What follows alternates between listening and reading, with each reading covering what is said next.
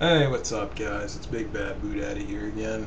I know I promised a video sooner than later, but school, school's always important. Stay in school, kids. Uh, this video, I got a lot of things to talk about on this one because you might like it, you might hate it. I mean, for those of you who actually watch these videos, I thank you. But one of the things I want to go with is quitting too soon. Uh, Today on Dueling Network, 5 times I had guys quit on me in the middle of a duel because I got off one of my combos or I top decked them or something. Something just didn't go their way. The biggest one that I can actually mention, and this actually was funny to me. I told a couple people. I even made it a Facebook status at one point. Guy starts his turn. He sets 4 back rows. Doesn't set a monster. Just ends his turn.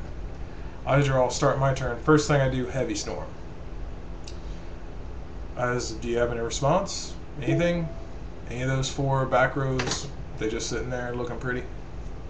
He goes, "Well, fuck you," and quits.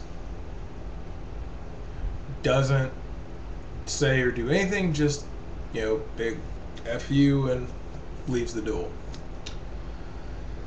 Don't really know if that would merit quitting so soon.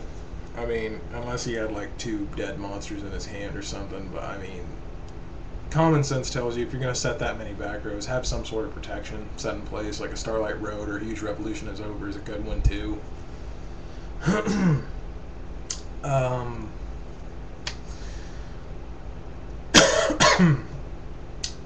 Sorry guys. Another instance, guy was on the ropes. I had Logia and I had Dolka out, and he basically scooped to that because he said that I had him any way, shape, or form. If he used a monster effect, it would get negated. If he summoned or Dark Hold or something along those lines, it would get negated by Logia. I mean, he felt like he was screwed any other way, but honestly, there was ways around that. He just didn't bother doing it. And I got another friend of mine, his name's Brandon. He doesn't play anymore at all because he hates that we never got rid of priority, and among other things too. But he would go for his push. He was a gadget user, and if the push was stopped at any moment, like either one of his summons of his gadgets or the limiter removal getting negated or anything like that, he would just immediately scoop. He would not go on with it or anything like that. But my emphasis on this part of the video is just, guys, don't scoop too soon, because even when shit looks the worst, there's always that lucky top deck that can get you out of the bind. Or just be stubborn. Like, don't give them an easy victory. Just wait it out. And just keep being, I don't know, a diehard, I guess, is what I'm thinking of. Because more often than not, I'm in those situations where it's like, shit, should I really scoop now and just spare me the time, or should I just keep being annoying as hell until either he messes up or I draw what I need?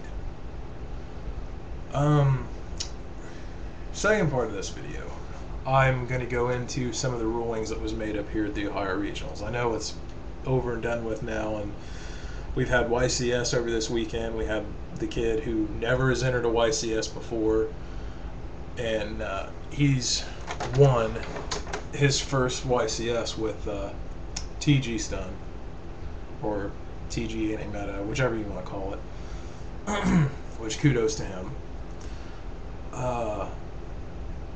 But the ruling thing I'm mentioning is they're so blaring, and it makes me kind of worried. I don't know if you guys can agree with me on this or not, but Nats is going to be held here in Columbus as well, and I'm afraid that some of these same judges that judged this last regionals are going to be judging for Nats too, and they're, oh god, let's see, give you guys one. The biggest one that happened to me personally that weekend was I set Fiendish Chain, set an MST.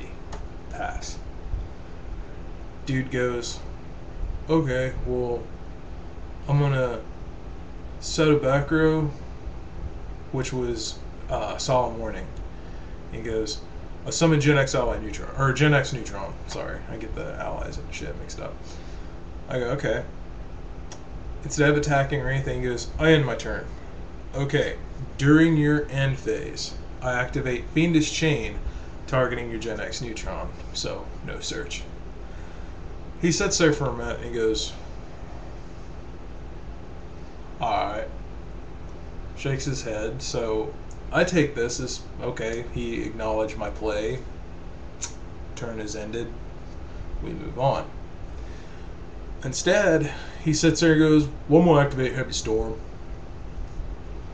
You can't. Why not? It's during your end phase. Well, I have player priority. That's terrific. You know, that's wonderful. You got your player priority, but it doesn't mean jack now. Yeah, it does. No, it doesn't. See, I love guys that say they have player priority, they have turn priority, they have priority, all the priority shit. I kind of agree with Brandon on it, that I think priorities overstate its welcome here in America, but at the same time, I think that it's still good for our meta, but it's one of those touchy subjects. Like, I can honestly see where we need to get rid of it completely, and other times where I can see keeping it. But I don't know. That's another topic for debate another time. But dude calls Judge over. Judge trots on over. He goes, alright, what's up? Guy tells him, well, I'm into my turn. He activates Fiendish Chain at the end of my turn to negate my Gen X ally, or Gen X neutron. Gotta call it an ally again. What the hell's wrong with me? Judge goes, okay. He's saying I can't activate Heavy Storm. You can't. It's during your end phase. You're not in main phase 2 and you're ending your turn. Well, yeah, but he didn't tell me when he's activating his Fiendish Chain. And I told him, I said, yeah, I did. I told you when you end your turn, during your end phase. EENDPHASE, end phase. Or end phase, if you want to get fancy with it. But I pretty much told him the same thing, or told him the same thing that the judge was going on. It's like, see, you can't activate Heavy Storm. You can't even just straight up chain it to Fiendish Chain. Okay, I don't know if it was the judge or he didn't feel like dealing with this or what. So judge goes, okay, we're gonna rewind the game state. So literally I thought that this is stupid. This is stalling for time. And I thought for sure, I was like, okay, we're gonna replay the end phase again. No. Judge goes, we're gonna rewind to main phase 2. This was not kosher for me. I did not like this one bit. I mean, I only lost an MST, mind you, but he got a search off. He was playing Katakuri, and I just didn't like that one bit. And this same match, the same round 1, gonna get worse for you guys too, because if you thought that was bad, game 2, which I won game 1 hands down because I herped the whole hand loop thing, and he raged about it for about a good 5 minutes, and then he turned into total dick mode on me. By that I mean game 2, every card I played, Judge comes over. He's got to consult with the judge and see if it's right or wrong, and then hence why I made the statement, you know, we need judges to actually know what the fuck Wind Up Magician and Wind Up Factory do and how they resolve, because not one goddamn one of those judges knew the proper order or the resolution or anything. Like in this same duel, they negated my effect, but I forgot exactly how it's worded. My friend Jimmy, he can explain it 10 times better than I can, but apparently even though you trigger the effect, if it gets negated, you still get factory's effect, which I might have screwed explaining that up to hell and back, but you actually look it up, and the ruling says that you can actually still get the search. The judges there did not. But now on to the ruling I was really going to tell you guys about that you don't like. Apparently, I cannot drop max C at any given time during the turn. More importantly, and moreover, this is when they emphasize this. He activates Monster Reborn. I ask him, what's your target? He goes, well, I'm targeting this monster. I think it was a Nishishi, whatever the hell it is. That tuner lets him normal summon another turn, or an extra normal summon. Okay, I'm going to chain max C on your Monster Reborn. You don't get to draw. Why not? Well, you can't activate it in response to one of my cards. Why not? Judge comes over, starts talking to everything, says same damn thing. And I go to get an appeal. And then the head judge, these guys, the entire weekend, any ruling that was asked of them, they did not look it up. They gave their own personal opinions. And when it came to the wind-up ruling, I asked the head judge to look up on the internet, about the whole if it's negated, whatever bullshit. He refused to look it up. He said, my word is good enough. I'm not going to look it up. So, if anyone's watching this video and is really kind of concerned for, I'm going to tell you some more of them, but if anyone's concerned, this is the point of the video where I'm talking to you guys as form of help.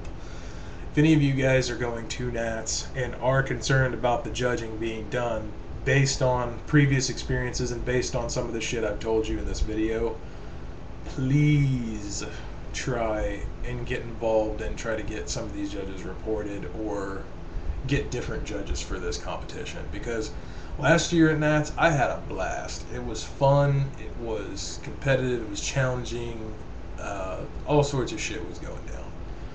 I did great in the tournament, but I don't want to do bad in this tournament because we have fucktards as judges that don't know right rulings, the right rulings from the wrong rulings, and are too stupid, stubborn, or full of pride to go and actually look up the real ones because they don't feel like doing it. They're busy or they don't care. I don't want someone else ruining someone's weekend for that matter either. That's why I'm doing this, to say, hey, we have some dumbass people over here, be aware of this. Which, for those of you who've actually been to Ohio for a YCS or something like that, we have very, very piss poor judges. On to some other rulings that they made. You have to designate BLS's effect. By that I mean the one where if he runs over a monster, he can attack again in a row. You have to designate that effect before you go into your battle phase. You cannot simply trigger it if it runs over a monster. Why is that? The secondary effect, banishing a monster, that's understandable. That would be available, what have you. Okay. The first one, though, for the kick in the ass effect is what I like to call it. I don't see where they got this ruling from, and according to one of the people that was ruled on, the judge that ruled on that would not go and get the head judge for an appeal. That judge has also been reported, but I still don't feel that that's enough, because there's an old t-shirt and there's an old saying too: never underestimate the power of stupid people in large groups. Look at the Republican Party, but I'm not going to get into politics on this one. That's a whole other fight in its own. But there was that ruling. There was a ruling that if there's so many bad ones. Just I literally would have to bust out the list to name off all of them, but those are the major ones that I noticed or that had discrepancies that I actually was witness to. There was a chain disappearance one too. Dude summons his Nishi she whatever chain disappearance. Calls the judge over and everything. Asks if I can do that, if he can chain. What was it? He was something he asked if we could chain to it, and dude come over, and I didn't even know what the card was, and I wasn't even privy to know what the card was, even after the duel was over and everything else. The judge had said it had to be a secret between him and the judge, because it could affect the game state. That was what was told to me. And honestly, if it would have gave the dude the edge, I wouldn't have cared. I had fun. I was having fun at that point because I already got done dueling the asshole from round 1. So this Katakuri duelist was actually a nice guy. He was funny. He was cool to play against, and everything else. It was a good game. It was actually very close. We ended up going to time, and I ended up getting one over on him. But there was that. There was another one too where he waited until after everything had been resolved and everything had been set up. I was starting my hand loop-to-loop with wind-ups. And at that time, granted, the hunter had already been on the field for a couple turns now. He goes, well, I'm going to activate chain disappearance on your hunter. You got to do it when a normal summon or a special summon. Well, I didn't know what that thing did. Okay. Don't really know how that's going to, change, designating when to activate disappearance, which he couldn't anyway because Hunter's too high of an attack, I believe. I think it's like 1,000 or lower. But either way, yeah, just watch rulings, guys, and do not ever think for a second you have to sit there and listen to a ruling you think is bullshit. Like, if you honest to God sit there and think, that doesn't sound right, appeal that shit and always ask for them to try and, case in point here, they won't do it, but try to get an internet actual pulled ruling, or even better, which this one has been mentioned to me before, at the end of the tournament, which I used to do this back in Lightsworn Twilight format, and I did not think it had to go back to doing this again. But that is actually go and print out your rulings. Don't use Wikipedia. Actually use Konami's website if you can, and print out your rulings and have them with you. So that way, when you deal with these idiots, you can go, okay, well, this paper that is designated by your company that you're supposed to be working for, your tournament organization, whatever the fuck they want to do, call it whatever. It says otherwise. They're going to have to go by that paper. So bring your rulings with you whenever you go to a tournament. Make sure that's one of your things. If it's a card that's iffy about, obviously don't print out your entire deck like Monster Reborn, Pot of Duality, Dark Hole. Don't print out that stuff because it would be excessive and it'd just be more shit you'd have to lug around. But challenge rulings, because these judges are human beings. They're not computers. And 9/10 of the time, they give their opinion, not actual rulings, just what they believe is the right ruling on it. So always ask questions, always challenge it, guys. And that's all I'm going to say on this video. I'll probably post another one, I'm hoping, within the next couple days or so. If school will allow it, I got some other stuff going on. But keep it real, YouTube. And it's Big Bad Boo Daddy signing off.